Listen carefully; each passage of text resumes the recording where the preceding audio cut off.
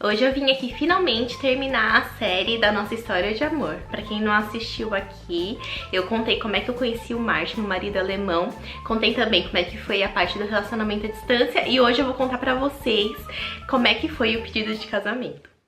Pra quem assistiu o último vídeo, viu que o Martin insistiu pra gente ir pra Paris e tal. Pra viajar aqui pela Europa, a gente consegue umas passagens baratas. O Martin acabou indo aqui de Munique de trem para Paris e eu fui pela Ryanair. Então eu fiquei um pouquinho preocupada, porque como a Ryanair, ela para no aeroporto um pouquinho distante de Paris, eu fiquei meio assim, putz, como é que a gente vai se encontrar, não sei o que. O meu celular não pegava e eu não conseguia me comunicar. Aí a gente pensava que tinha que se encontrar num lugar e depois meio que a gente se perdeu lá, mas no fim deu tudo certo, a gente se encontrou. E aí, Paris é linda, linda, linda demais, assim, eu acho que na minha vida eu nunca sonhei que eu fosse conhecer Paris, assim, sabe? Sei lá, pra mim, assim, foi realmente surreal, surreal mesmo, assim, eu abria, fechava o olho, quando eu via a Torre Eiffel, eu ficava assim, meu Deus, eu tô em Paris. Nossa, foi tão emocionante, eu realmente não conseguia acreditar, assim, sabe? E foi tão bonito.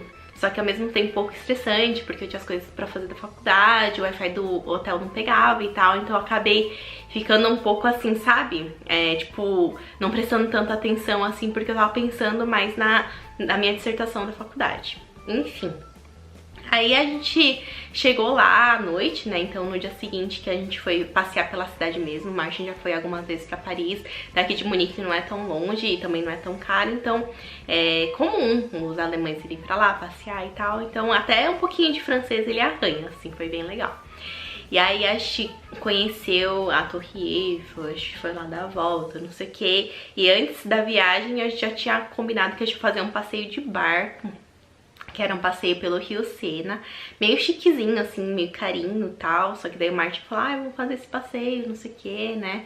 E aí, depois que a gente passeou pela cidade, a gente foi pro Louvre, super chique. Pena que não deu pra ver quase nada, porque ele é gigante, gigante, só foi mais ver a Mona Lisa mesmo. Um dia eu quero muito voltar pra lá pra passar um tempo, assim, sabe? Tipo, mais tranquilo.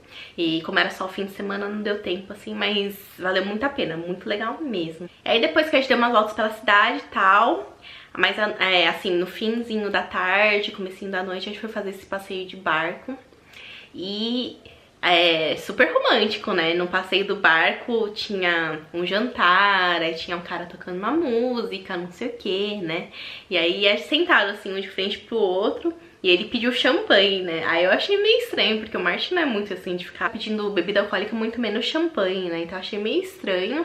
Ele deixou lá, assim, do lado o balde e foi tomando um pouco. Acho que era pra criar um pouco de coragem, assim, sabe? Ele, na época, ele tava com problema de hérnia de disco. Então ele tava meio assim, com dores nas costas e tal. Aí tomou um pouquinho de champanhe, acho que foi jantando, foi comendo. Só que o passeio ele é bem rápido. E o passeio de barco já tava quase acabando. E aí ele falou assim, eu tenho 4 perguntas pra te fazer. Aí eu falei assim, tá, o quê? Aí ele começou meio que me pedir em casamento em outras línguas, assim, sabe? Aí a primeira que ele falou foi em alemão, que eu não entendi nada. A segunda que ele me falou foi em japonês, que ele falou um pouco errado. Ele falou assim, você casou comigo. Aí eu fiquei meio assim. A terceira ele falou em inglês e a quarta ele falou em português. E aí eu fiquei meio em choque, assim, sabe? Porque não foi aquele pedido de casamento, assim, que você fala, porque a gente tá longe, porque a gente se ama, não consigo mais viver sem você, que daí você já começa a chorar, não sei o que, aí o cara pede no final e, sabe, assim, aquela coisa. Ele foi, assim, diretão na pergunta e eu não consegui nem, assim, absorver muito no momento, sabe? Então eu fiquei quieta. Aí eu fiquei, tipo, olhando pra cara dele, assim, aí ele falou assim, desculpa que eu não ajoelhei pra te pedir, porque eu tô com dor nas costas. E também que não dava, a gente tava longe, assim, sabe? Tinha a mesa no meio, isso que foi um pouco ruim também, porque não deu pra se abraçar, não deu pra fazer nada, assim. Que aí tinha um balde, a gente tava no barco e tal, era meio apertado, assim. E aí eu fiquei uns, sei lá, eu não sei quanto tempo, mas acho que uns 3 minutos, assim, quieta. Aí eu respirei fundo, ele, e aí, né, você não vai me responder? Aí ele deu um anelzinho, assim, sabe? Aí ele deixou em cima da mesa. Aí ele perguntou, e aí? Aí eu, sim. Só que não caiu a ficha, porque a gente tava muito pouco tempo juntos, assim. A gente começou a sair em março, o pedido de casamento foi final de agosto. E eu, pra quem me conhece, sabe que eu sou uma pessoa muito, assim, cautelosa. Eu gosto de pensar um pouco antes de fazer alguma coisa, gosto de planejar, tipo, antes de tomar alguma decisão, sempre eu penso muito, assim, sabe? Então, aí eu falei sim. Foi um sonho, a gente curtiu bastante. Aí depois desse passeio, a gente subiu na Torre Eiffel, tiramos algumas fotos, já tava escuro, tava linda, linda a cidade. Aí no dia seguinte eu já tinha que voltar pra Dublin. E aí em Dublin, quando eu voltei, né, tipo aquele negócio de dar tchau, aquela coisa, né, do namoro à distância.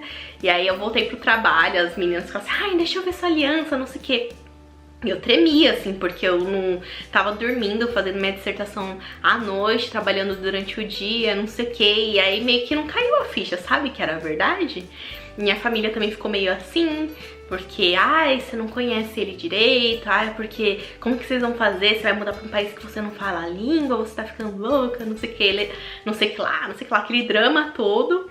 E realmente, né, eu não tiro a razão deles, assim, sabe? Minha família é bem tradicional japonesa, então eles ficaram um pouco receosos, assim, da filha deles mudar pra outro país e pensar em casar já, assim, com tão pouco tempo de relacionamento, né? E aí eu lembro que eu ficava olhando, assim, pra minha aliança e ficava, meu Deus, tô noiva, mas será que é verdade, né? Não caiu a ficha, não, era um sonho. Sei lá, era muito estranho, muito estranho. Isso foi final de agosto. Aí em novembro eu tive a formatura do meu MBA, que daí meus pais conheceram ele pela primeira vez, que eles foram pra Irlanda.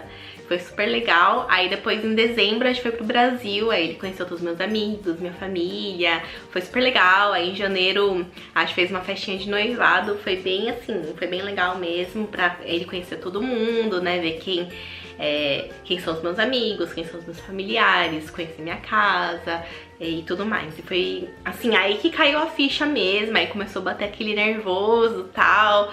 E aí a gente marcou a data do casamento. Foi uma loucura, porque a gente começou a organizar o casamento já, e a gente casou em maio do ano seguinte. Foi super corrida. E aqui na Alemanha você mesmo que organiza seu casamento. Foi bem trabalhoso, em um curto período de tempo, mas foi super legal.